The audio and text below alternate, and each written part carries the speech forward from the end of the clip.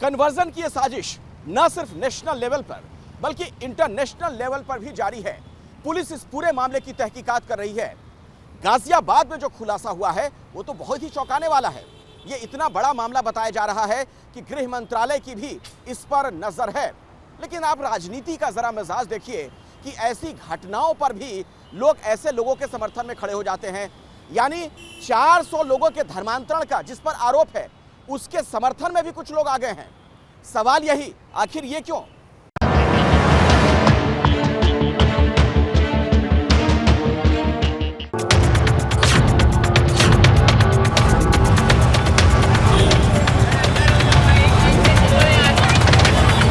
ये ऐसे बवाल तो मुमरा में हमेशा से ही चलते आ रहे हैं। कितना इसकी वजह से आज मुमरा बदनाम हो रहा है। क्या गेम जिहाद मुमरा को बदनाम करने की साजिश है? महाराष्ट्र को डिस्टर्ब करना चाहते हैं क्या? स्टेबिलिटी खराब करना चाहते हैं क्या? क्या गेम जिहाद महाराष्ट्र में सौहार्द बिगाड़ने की साजिश है?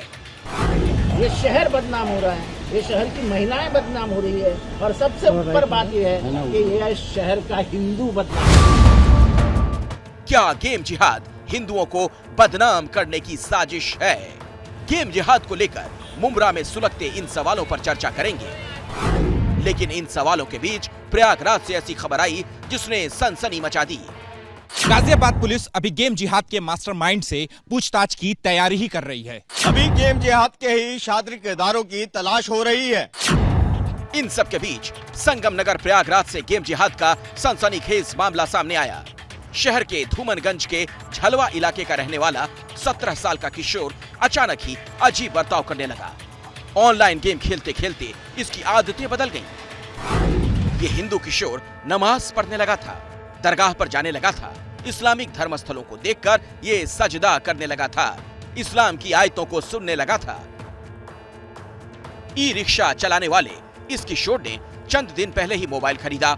नया मोबाइल खरीदने के बाद से ही इसे ऑनलाइन गेम खेलने की लत लगी और उसके बाद इसका व्यवहार बदलता चला गया।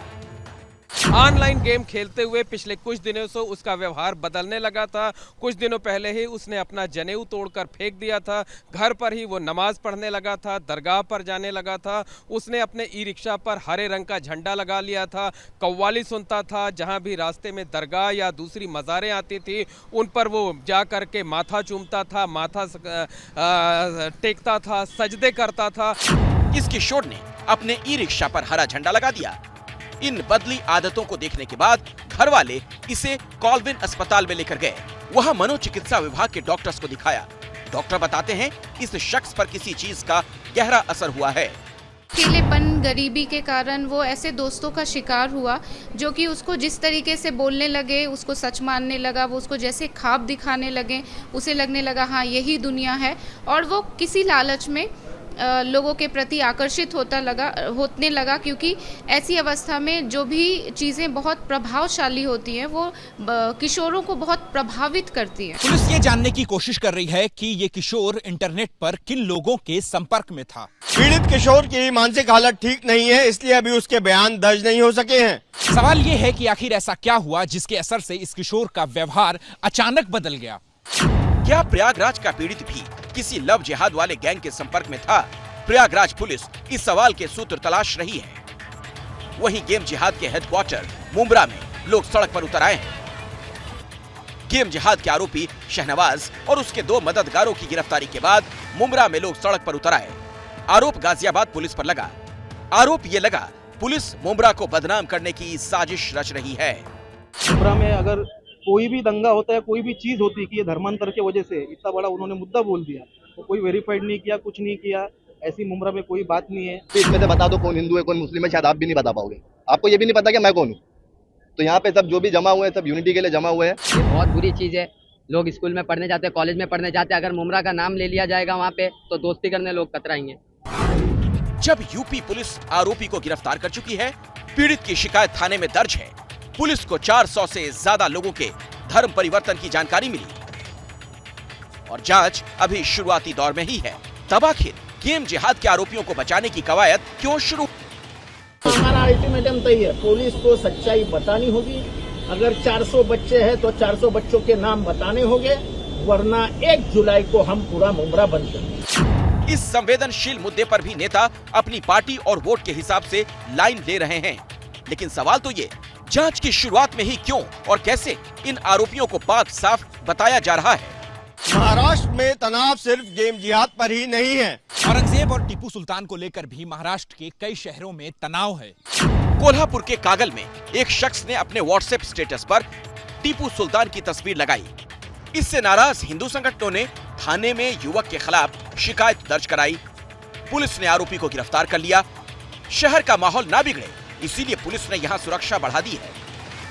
वहीं नवी मुंबई में एक शख्स ने व्हाट्सएप स्टोरी में औरंगजेब की तस्वीर लगाई। इससे नाराज लोगों ने वाशी थाने में शिकायत दर्ज कराई। पुलिस इस मामले में जांच कर रही है, लेकिन पहले गेम जिहाद, फिर टीपू और औरंगजेब को लेकर जैसा विवाद महाराष्ट्र में हो रहा है, उससे ये सवाल उठता है, क्या महाराष्ट्र में माहौल बिगाड़ने की साजिश हो रही है? सवाल ये भी, क्या महाराष्ट्र में कट्टरपंथी दिन ब दिन सुपर एक्टिव होते जा रहे हैं? क्या मजबूरी है मेरी, बताइए। मैं अभी आपको बताती हूँ कि मैंने ओए होए होए होए नमकीन के चटकारे लेते हुए टकटकी मार के डिबेट शो को पॉज रिपीट कर करके देख रहे हैं जोगिंदर जी। इनकी तरह आप भी देखें अपनी फेवरेट डिबेट्स को रिपीट कर और डाउनलोड कीजिए एबीपी लाइव ऐप अपने स्मार्ट टीवी पर।